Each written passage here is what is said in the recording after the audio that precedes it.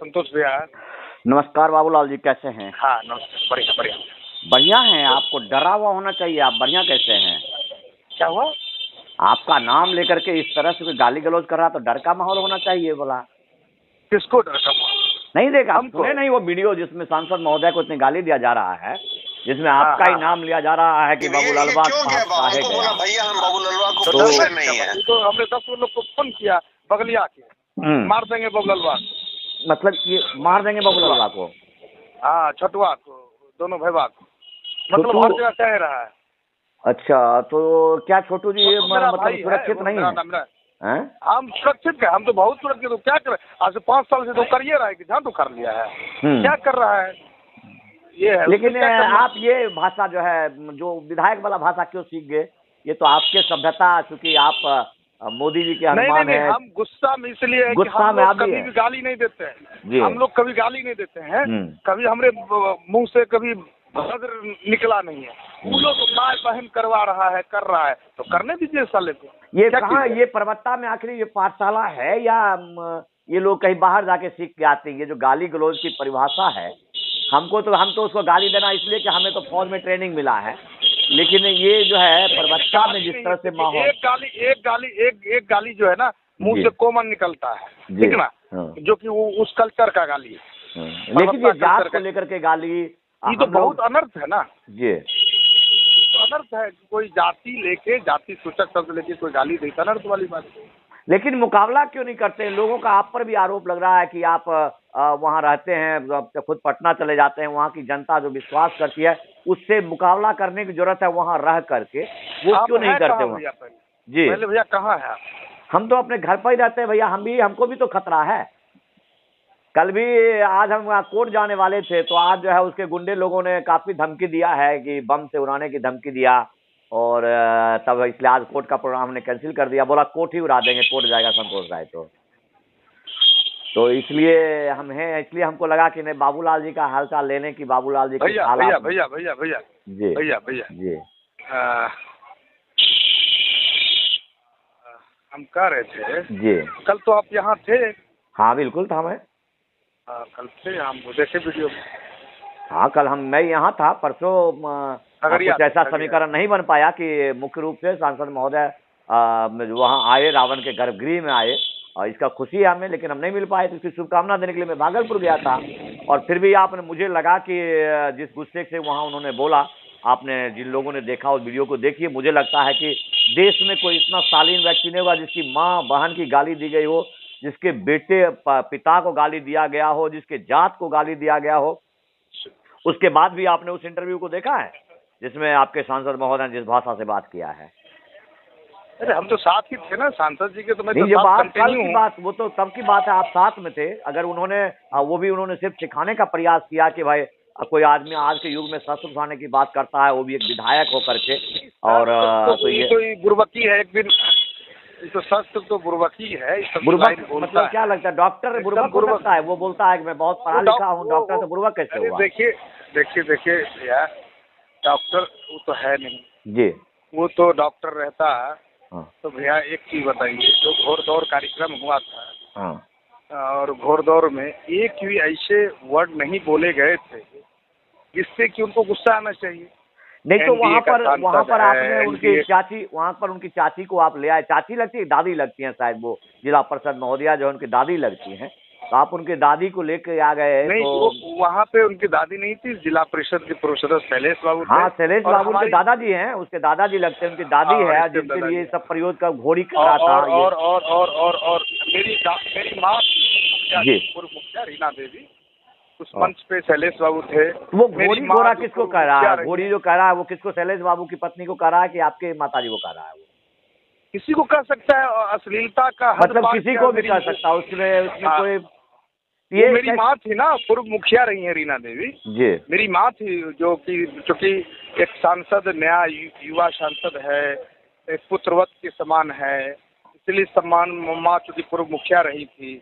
हमारे जितने भी ग्राम के मुखिया थे, मनोज बाबू पूर्व मुखिया प्रतिनिधि हैं, मेरी माँ के बाद वो मुखिया बने।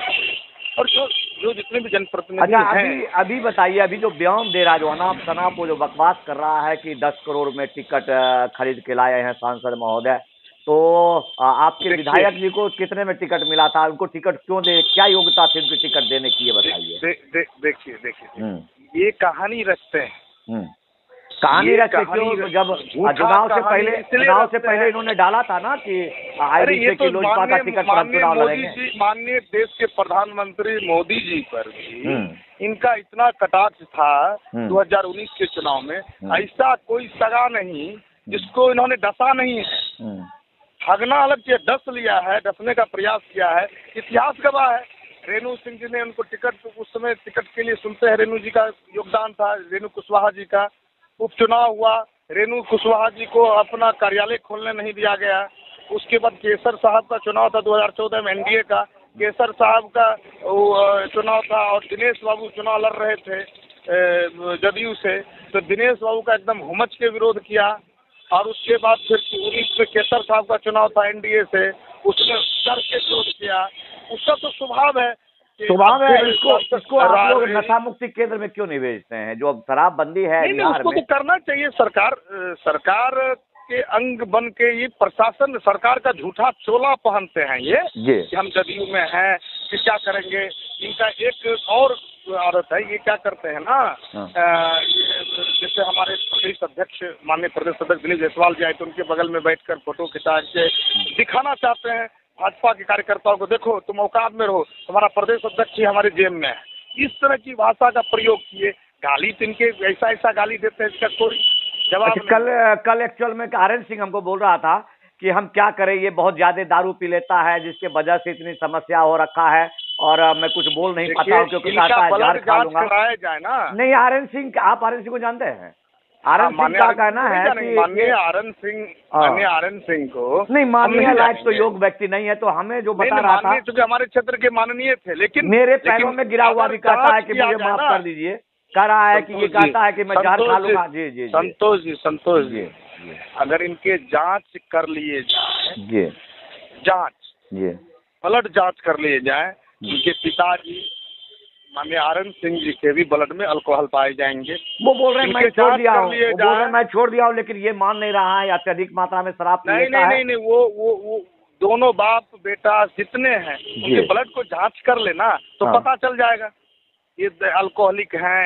ये दुनिया का हर कुकर्म करता है, लेकिन यह है कहानी रच के परगलाने का प्रयास करता है। तो ये लोगों को समझ में नहीं आता, ये कौन लोग हैं जो उनके जो इस तरह से अपना गाली लिखते हैं, बकवास करते हैं? वही कहना कि सरकार का चोला ओढ़ के, सरकार का चोला। नहीं, सरकार ने तो इनको यूएई के अंदर कर दिया। इनको कहीं से भी, चूंकि बहुत मामला है, सरकार ने इसको भोगा है, इस वजह से मजबूरी लाचारी है। ना कि एनडीए में है, निकाले नहीं गए हैं।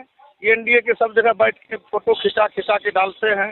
ये पहुंच जाते तो क्या करेगा? विधायक का एक पद इसके पास है, मजबूरी लाचारी है ना। प्रवृत्ति है, झूठ बोलने का तो मास्टर है।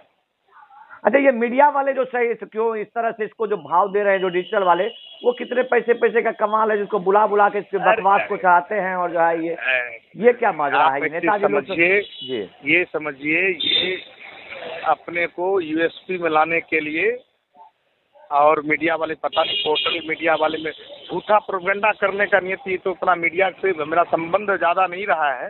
मीडिया का क्या रोल होता है, कितना क्या रहता है पटना की मीडिया का, लेकिन हमको लगता है कि पोर्टल वाले को सबको ला के ये इसे झूठा एक कहानी रचने का। आप भी बहुत करीबी हैं सम्राट चौधरी जी का। ये कह रहा है हमको सम्राट चौधरी जी ने फोन किया, कैसा संभव है क्या? जब ये कह रहा है कि टिकट ही सांसद जी को, माननीय सांसद जी को दिए हैं, खगड़िया का सांसद का पौरा इतना बढ़िया है कि आप देखिए कि 2000 करोड़ की योजनाएं चल रही हैं। विकास के ध्वज लो के सांसद आगे बढ़ रहे हैं। और माननीय सम्राट चौधरी जब बड़े दायित्व में और ताकत में आए हैं, तब खगड़िया का विकास हुआ है। खगड़िया का वो चलिए, बहुत लंबी बात हो गई। हम आपके इस प्रसारण, इस जो आपका वॉइस क्लिप है, इसका हम प्रसारण करेंगे, चूंकि मैंने अनायास ही बात किया। लेकिन एक बात तो है कि आप लोजपा के जो पहले जो आप लोजपा के टिकट से चुनाव लड़े हैं, चुनाव लड़ने के बाद आप पूर्व जो सांसद हैं महबूब अली कैसर साहब, उनके आप प्रतिनिधि रहे हैं। उसके साथ जो अभद्रता जितना उसने किया और उसको बर्दाश्त करते रहे उस समय तक, अभी भी आपके ऊपर आपका नाम लेकर के बाबूलाल के पास क्यों गया? वो इस तरह से सांसद के लिए यूज हुए, इसमें आपको मुख्य भूमिका निभानी चाहिए। इनका क्या स्वभाव है ना? नहीं, आपको कोर्ट जाना चाहिए। आप कोर्ट क्यों नहीं जा रहे हैं? क्योंकि जब आपका नाम लेकर के पूर्व सांसद को इतना प्रताड़ित किया और पूर्व सांसद की वजह से एक स्वतंत्र पत्रकार को, जो बेचारा निचली जाति से आता है, लेकिन उसका स्वभाव तो निचला नहीं है, उसका योग्यता तो आप देख सकते हैं, उसको घर पर बुला के पीट दिया और अभी कह रहा है कि किसी को कोई पीटेगा तो गिनती करके बताएगा, गिनती करके। तो ये विलेन के भूमिका में है, ये तो इसी तरह का काम करते हैं, कुकर्म सारा ही करते हैं ये। सारा दुनिया का हर कुकर्मी है हमारा फर्जी प्रतिनिधि है, चिरकुट है, खुद चिरकुट है। ये चिरकुट का मतलब क्या होता है? 1 करोड़ ये चिरकुट का उसी का भाषा है, चिरकुट उन्हीं का भाषा है, लेकिन इसका मतलब साहित्यिक रूप से जानने का प्रयास नहीं किया आप लोगों ने। चिरकुट का मतलब क्या होता है? चिरकुट पता नहीं, हम लोग तो इस भाषा वाले लोग तो है नहीं, तो कम से कम चिरकुट की धरती पर आकर भाई आपका भाषा आपको वापस, आप चिरकुट तो आप हो, फर्जी डॉक्टर आप हो, सारा चीज तो आप हो। आप कोई डॉक्टरी करते, डॉक्टरी पेशा, क्या डॉक्टरी पेशा? एक दिन कभी डॉक्टर कोई कहीं इनका बोर्ड देखे है डॉक्टर का? किसी का इलाज जीवन में किया है?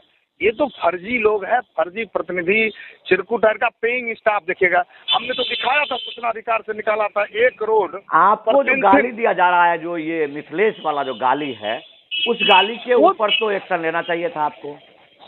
अरे गाली का एक्शन पे तो हम लोगों ने आवेदन दिया, ये हथियार दिखाने का काम करते हैं, सब जगह धमकाते हैं कि मार देंगे, ये कर देंगे, वो कर देंगे, सुपारी देने का बात करते हैं।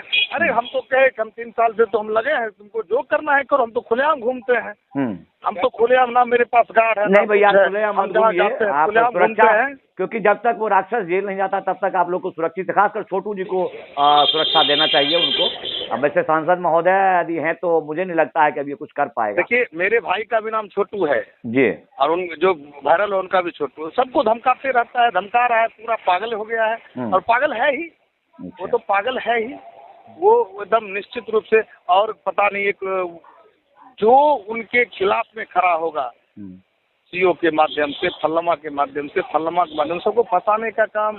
और जितनी भी घटना क्षेत्र के अंदर जितने भी शराब माफिया है, सबको संरक्षण वो देते हैं।